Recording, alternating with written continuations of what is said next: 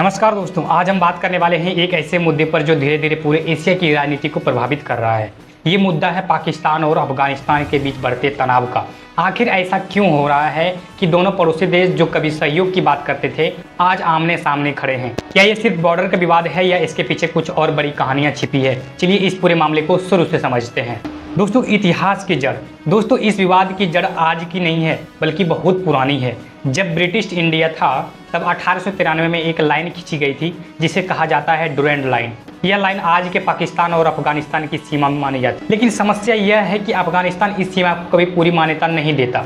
अफगानिस्तान का कहना है कि यह सीमा जबरदस्ती थोपी गई थी, जबकि पाकिस्तान इसे अपनी आधिकारिक सीमा मानता है। दोस्तों, सबसे बड़ा यही कारण है दोनों देशों के बीच असली तनाव का। दोस्तों, अब बात करते हैं हाल के समय की। 2021 में जब तालिबान ने अफगानिस्तान पर कब्जा किया था तब पाकिस्तान को लगा कि अब रिश्ता बेहतर हो गया है, क्योंकि पाकिस्तान पर अक्सर आरोप लगता रहा है कि उसने तालिबान को सपोर्ट किया था। लेकिन हुआ इसके बिल्कुल उल्टा। तालिबान के सत्ता में आने के बाद दोनों देशों के रिश्ते और भी खराब हो गए। दोस्तों, अब समझिए सबसे बड़ा मुद्दा क्या है। TTP, तेहराक-ई-तालिबान पाकिस्तान। ये एक आतंकी संगठन है जो पाकिस्तान के खिलाफ काम करता है। पाकिस्तान का आरोप है कि TTP के लड़ाके अफगानिस्तान में छिपे हुए। पाकिस्तान चाहता है कि अफगानिस्तान सरकार इन पर कार्रवाई करे, लेकिन तालिबान सरकार इस पर खुलकर कुछ कर ही नहीं रहा है। यहीं से शुरू होता है असली विवाद। दोस्तों, आपको बता दें, पिछले कुछ महीनों में दोनों देशों के बीच कई बार गोलाबारी हुई है, बॉर्डर पर फायरिंग हुई है, चेक पोस्ट पर हमले हुए हैं और अब बहुत सारे सैनिकों की मौत हो गई है।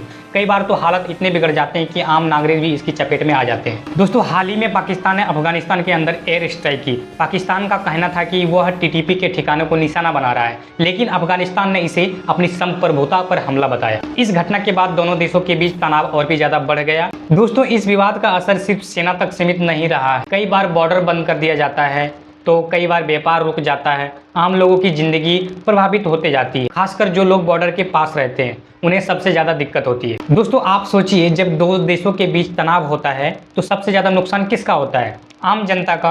रोजगार खत्म हो जाती है, महंगाई बढ़ जाती है, डर का माहौल हो जाता है। दोनों देशों के लोग शांति चाहते हैं, लेकिन राजनीति और सुरक्षा के मुद्दे इसे मुश्किल बना देते हैं। अब सबसे बड़ा सवाल यह है कि क्या पाकिस्तान और अफगानिस्तान के बीच युद्ध हो सकता है? सीधे तौर पर देखें तो फिलहाल फुल स्केल युद्ध की संभावना कम है, लेकिन छोटे छोटे संघर्ष लगातार होते रहेंगे। इसे लो इंटेंसिटी कॉन्फ्लिक्ट कहा जाता है।